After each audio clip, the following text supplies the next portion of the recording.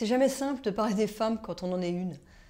C'est un exercice d'équilibrisme parce qu'on a l'impression d'être à la fois juge et partie. Et en même temps, je vis, comme toutes les femmes, les obstacles à leur réussite.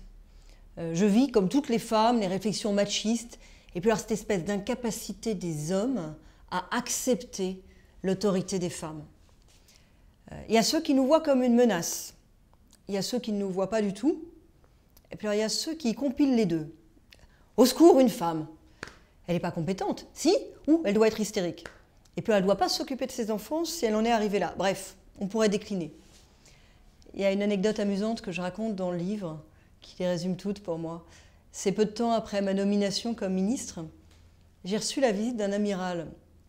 J'avais la mer dans mes attributions. Donc je le revois au milieu de ce grand et très beau bureau de l'hôtel de Roquelaure. Il m'indiquait que je devenais de fait chef de l'ordre du mérite maritime.